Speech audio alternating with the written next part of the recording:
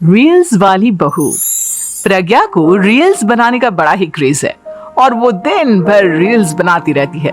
खाते पीते घूमते फिरते घर में कॉलेज में रील्स बनाने के कारण प्रज्ञा पूरे कॉलेज में हाईलाइटेड है। जहां उसकी रील्स सभी को पसंद आते हैं, वहीं मनीषा चिंता में डूबी रहती है। एक रोज जब खाते हुए प्रज्ञा रील्स बना रही होती है, तब मनीषा कहती है, एक मिनट भी चैन नहीं है इस लड़की को। ये नहीं कि खाना तो आराम से खा ले, लेकिन नहीं, अरे थोड़ी देर रील्स नहीं बनाओगी तो आसमान नहीं टूट पड़ेगा। अरे मम्मी, इसी को तो कहते हैं डिटर्मिनेशन। तुम नहीं समझोगी ये सब। भगवान, इस लड़की को सद्बुद्धि दे। जब देखो तब टेढ़ा बाका मुंह बनाती रहती है। मनीषा की बात का प्रज्ञा पर जरा भी असर नहीं होता और वो खाते खाते रील्स बनाती रहती है। दिन बीतने लगते हैं और देखते देखते प्रज्ञा का कॉलेज भी खत्म हो जाता है। आए दिन कोई ना कोई मनीषा को प्रज्ञा की शादी करवाने का सुझाव दी जाता है। सब ठीक ही कहते हैं, प्रज्ञा की शादी कर देनी चाहिए। अपने घर के काम काज में व्यस्त हो जाएगी तो खुद ही ये रील्स और नाच गाना बंद हो जाएगा। मनीषा और प्रेम प्रज्ञा के लिए एक अच्छा लड़का ढूंढने लगते हैं और तभी विकी का रिश्ता प्रज्ञा के लिए आता है, जिसने प्रज्ञा को उसकी रील्स देखकर पसंद कर लिया था। अगले दिन विकी अपने माता पिता के साथ प्रज्ञा के घर पहुंच जाता है और प्रज्ञा साड़ी पहने हाथों में चाय की ट्रे लिए उनके सामने आती है। जब विकी को पसंद है तो हमें भी बहू पसंद है। बहन जी, आप बारात की तैयारी कीजिए।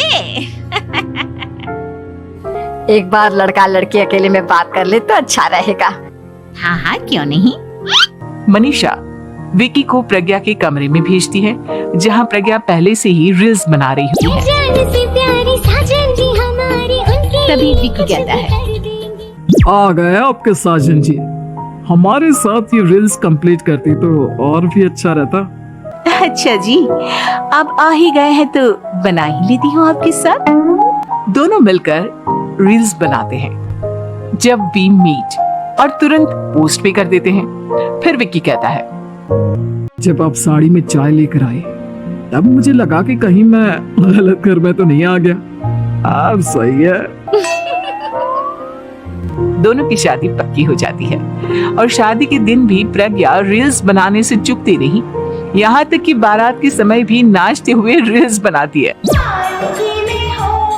सभी लोग प्रज्ञा की तारीफ के पुल बांध देते हैं और प्रज्ञा नाचती गाती अपने ससुराल चली जाती है। सब कुछ अच्छा चल रहा होता है। प्रज्ञा यहाँ भी दिन भर हर चीज की रील्स बनाती रहती है। लेकिन कुछ दिनों के बाद जब सुनीता कहती है, बहू, ये रील्स के साथ साथ कुछ काम भी कर लिया करो। वैसे तुझे और क्या क्या बनाना आता है? मम्मी जी, वैसे तो सब कहते हैं कि मैं सब कुछ अच्छा बनाती हूँ, लेकिन मुझे लगता है कि मैं मैगी अच्छा बना लेती हूँ। हाँ, कॉफी भी अच्छा बना लेती हूँ और मुंह तो सबसे अच्छा बना लेती हूँ। हैं? अच्छा अच्छा।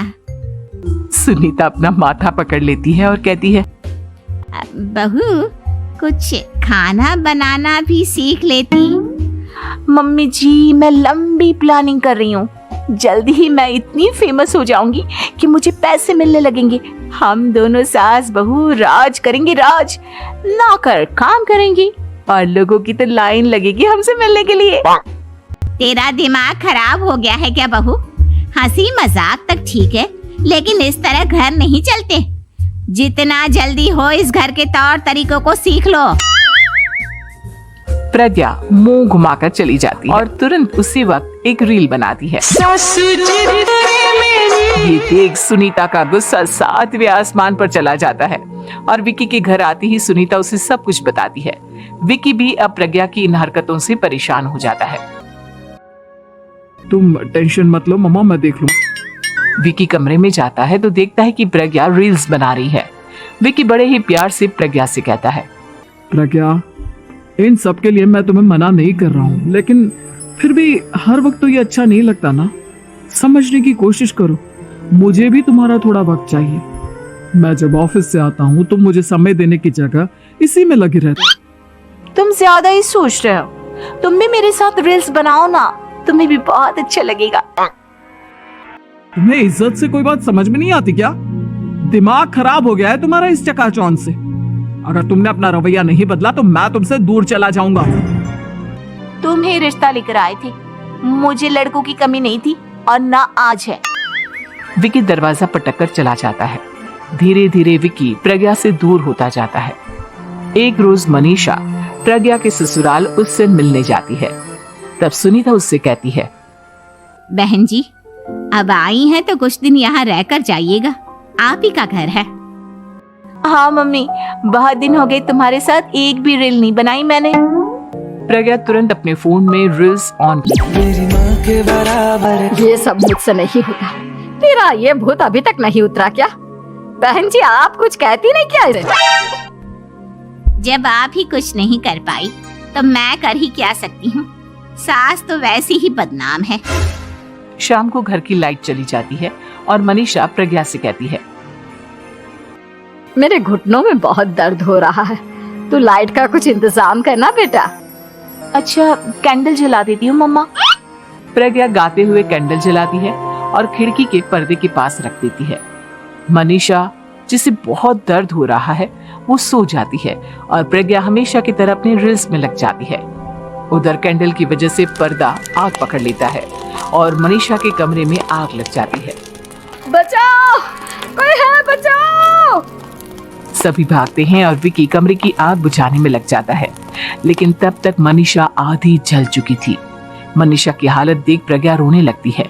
विकी मनीषा को तुरंत हॉस्पिटल ले जाता है और उसे एडमिट कराता है। विकी प्रज्ञा से कहता है, देख लिया ना, तुम्हारे इस नाच गाने की वजह से आज तुम्हारी माँ की जान जाते जाते रह गई। अब पता नहीं तुम और क्या चाहती हो। उधर डॉक्टर कहते हैं, इनकी हालत बहुत नाजुक है, आधे से ज्यादा जल चुकी है। प्रज्ञा रोती हुई मंदिर में जाती है और भगवान के आगे जाकर कहती है, भगवान मेरी माँ को ठीक कर दो, मैं कसम खाती हूँ हाथ से ये रील्स बनाना छोड़ दूंगी, बस मुझे मेरी माँ वापस मिल जाए। 2 दिन बीत जाते हैं और मनीषा खतरे से बाहर आ जाती है। पेशेंट अब ठीक है, आप लोग उनसे मिल सकते हो। सब कोई मनीषा से मिलता है और प्रज्ञा सबके सामने अपना फोन तोड़ देती है। मुझे माफ कर दो मम्मा, मैंने तुम लोगों की बातों को नजरअंदाज किया। बेटा कोई भी चीज जरूरत से ज्यादा खराब है। मैंने तुम्हें रील्स बनाने से कभी मना नहीं किया, लेकिन हर वक्त एक ही चीज तो सही नहीं है। मैं समझ गई हूँ मम्मा, आई एम सॉरी। प्रज्ञा उस दिन से रील्स बनाना छोड़ देती है और पूरी तरह से अपने घर में लग जाती है।